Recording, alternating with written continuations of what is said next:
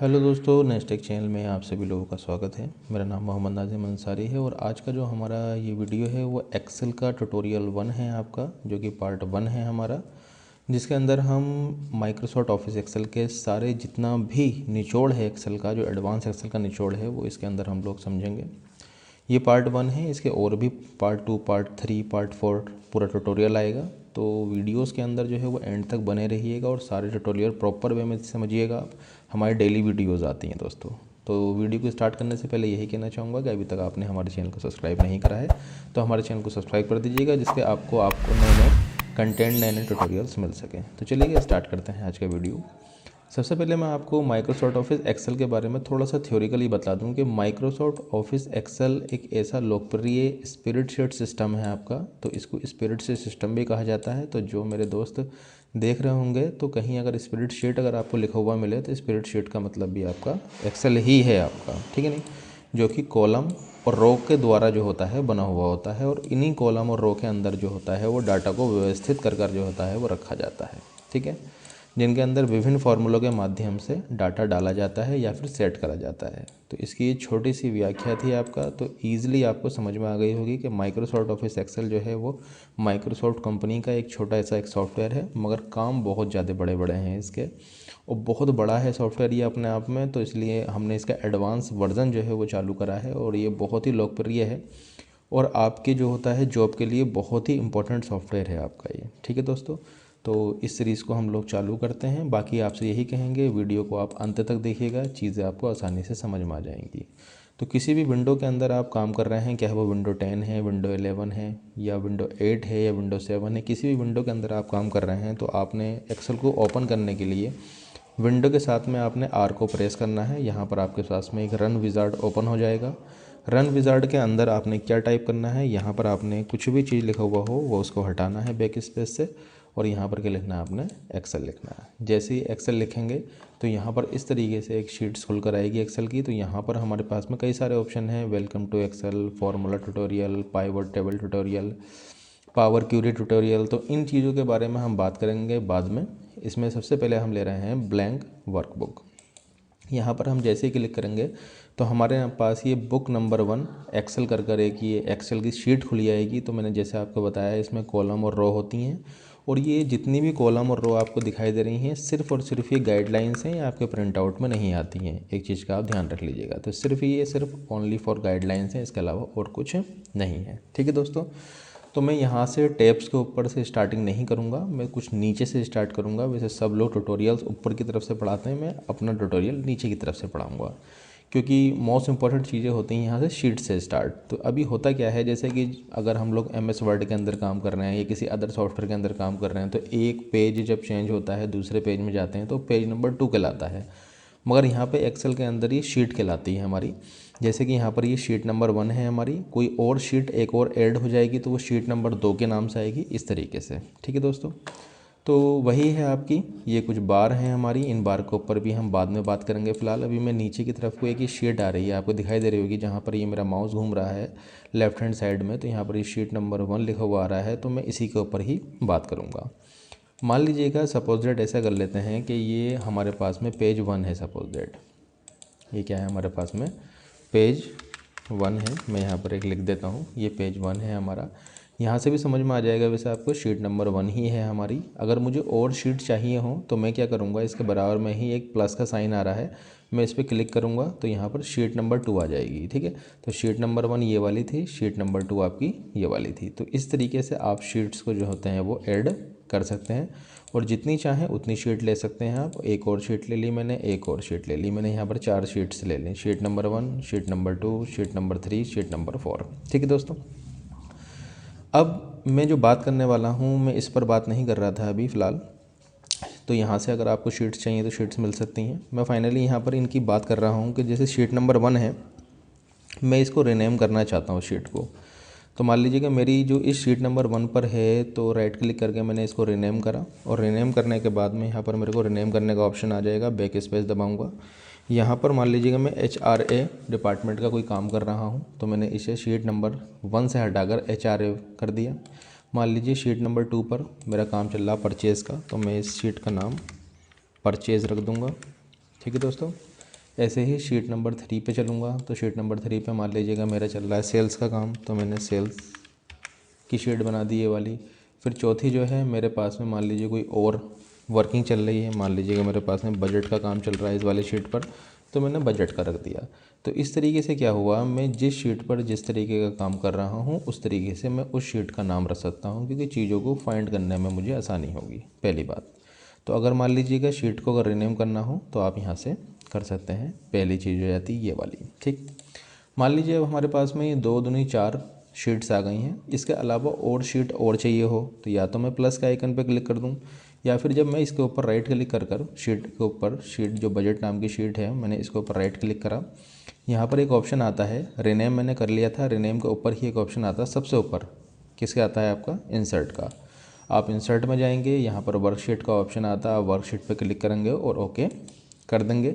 तो यहाँ पर एक शीट और ओपन हो गई है हमारी, शीट नंबर 5, मगर कब हुई है, बजट से पहले हुई है। तो मैंने इसको भी क्या करा, राइट क्लिक कर कर मैंने इसको भी रीनेम कर दिया।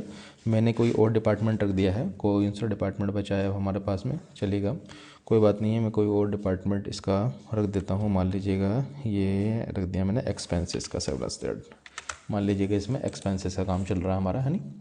तो HRA परचेजेज सेल एक्सपेंसेस इस तरीके से हो गए। तो हमने क्या चीज़ें सीखी, हमने चीज़ें सीखी रीनेम करना और एक इंसर्ट करना यहाँ से, ठीक है।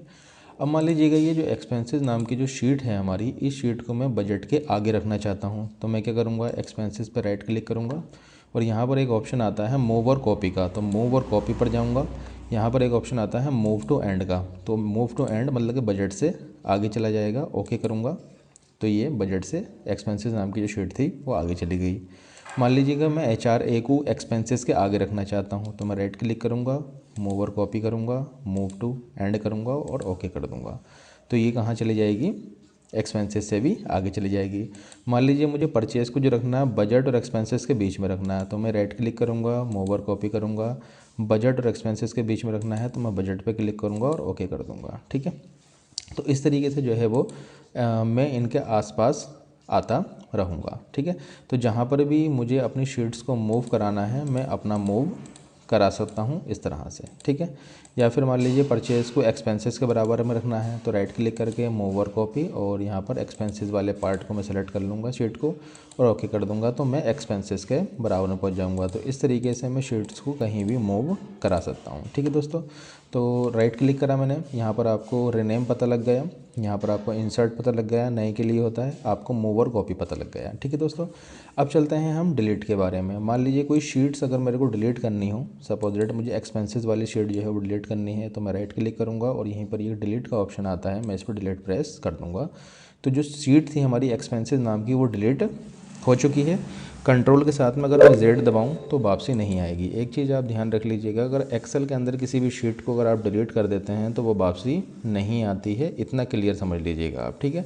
तो शीट अगर डिलीट हो गई तो परमानेंटली डिलीट हो गई, तो इस चीज़ का आप ध्यान रखें काम करते वक्त, ठीक। तो यहाँ पर रीनेम आ गया, डिलीट हो गया, इंसर्ट हो गया, मूव और कॉपी, 4 पॉइंट्स हमने समझ लिए हैं।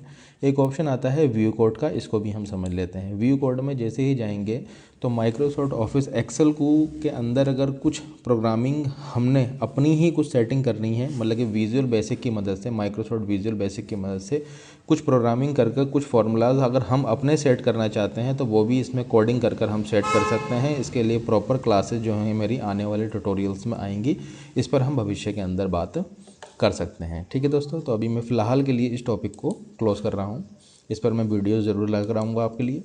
फिर हम राइट क्लिक करेंगे, इसमें एक ऑप्शन आता है प्रोटेक्ट शीट। प्रोटेक्ट शीट क्या होता है, देखिएगा इस शीट के अंदर अभी मैं कुछ भी लिख पा रहा हूँ, मान लीजिएगा मैंने 120 लिखा, 10 लिखा, या कोई टैक्स लिख देता हूँ, मान लीजिएगा मैंने ये लिखा नेक्स्ट टैग लिखा, ठीक है।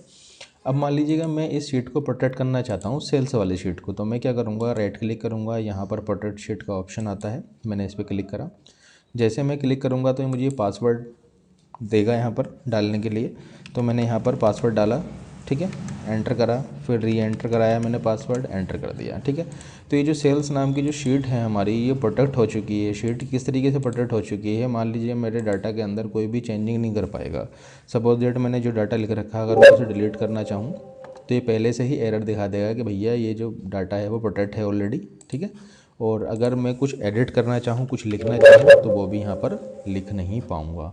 तो अगर आप अपनी शीट को इस तरीके से प्रोटेक्ट करना चाहें तो प्रोटेक्ट कर सकते हैं, मगर एक चीज़ का आप ध्यान रखना, अगर राइट क्लिक करके कोई बंदा अगर इस शीट को डिलीट मारना चाहे तो इस शीट को वो डिलीट मार सकता है, मगर डाटा आपका कोई भी वो चेंज नहीं कर पाएगा, मतलब कि डाटा की शीट के अंदर कोई एडिटिंग नहीं कर पाएगा, बट शीट डिलीट मार सकता है वो, ठीक है। तो ये प्रोटेक्शन, इस तरीके की प्रोटेक्शन है, अगर आप चाहें तो इस तरीके की प्रोटेक्शन अपनी शीट पर लगा सकते हैं, ठीक दोस्तों। अब हमारे पास में 3 शीट्स हैं। अभी हमने चीज़ों को समझ लिया है, वी कोड भी समझ लिया, प्रोडक्ट शीट भी समझ लिया, अब समझ लेते हैं टैब को, कलर को। असल में ये शीट जो होती हैं, ये शीट्स टैब कहलाती हैं हमारी। तो राइट क्लिक कर हमने टैब कलर पर गए और हमने यहाँ पर ग्रीन कलर बजट में दे दिया। परचेज़ में गए, टैब कलर में क्लिक करा और यहाँ पर हमने रेड कलर दे दिया। HRA में गए, टैब कलर हमने इसका कोई और डिसाइड कर दिया। तो इस तरीके से थोड़ा सा बताऊँ, जब आप टैब कलर दे देते हैं थोड़ा सा तो अच्छा लगता है, चीज़ें जल्दी ही रीड करने में आ जाती हैं हमारी, है। तो जब भी आप काम करें तो इस तरीके से टैब्स पर कलर देकर काम करिएगा, ठीक है दोस्तों। फिर एक ऑप्शन आता है आपका हाइड और अनहाइड का। मान लीजिए कोई शीट मैं हाइड करना चाहता हूँ, मान लीजिए HRA नाम की जो शीट है या परचेज नाम की जो शीट है, मैं इसको हाइड करना चाहता हूँ। तो मैं क्या करूँगा, राइट क्लिक करूँगा, यहाँ पे एक ऑप्शन आता है हमारा हाइड करने का, मैं इस पर क्लिक करूँगा, शीट हमारी हाइड हो गई है परचेज नाम की। अब उसको वापसी लाना है तो मैं क्या करूँगा, शीट पर किसी भी शीट पर राइट क्लिक करूँगा और ये आ रहा अनहाइड का ऑप्शन, यहाँ पर परचेज़ को सेलेक्ट करूँगा और ओके कर दूँगा, तो मेरी शीट जो है वो वापसी आ जाएगी दोस्तों, ठीक दोस्तों। ये सारे के सारे ऑप्शन कंप्लीट हो जाते हैं। एक रह जाता है सेलेक्ट ऑल। सेलेक्ट ऑल क्या है, जितनी भी जो शीट्स हैं आपकी उनको आप एक साथ सेलेक्ट करना चाहते हो तो ये सारी की सारी एक साथ सेलेक्ट हो जाएंगी आपकी, ठीक है। तो इस तरीके से आप जो हैं वो इस तरीके से एक्सेल के अंदर वर्किंग स्टार्ट कर सकते हैं दोस्तों। तो आज की वीडियो में मेरा इतना ही था आपके लिए। आज हमने जो था वो टैब्स के बारे में, सभी जितनी भी शीट्स टैब्स थे सारे टॉपिक समझे ईजिली। आई होप कि आपको ये वीडियो समझ में आ गया होगा। काफ़ी अच्छा वीडियो था, आप लोगों को पसंद आया हो तो कृपया लाइक एंड सब्सक्राइब करना ना भूलिएगा। धन्यवाद।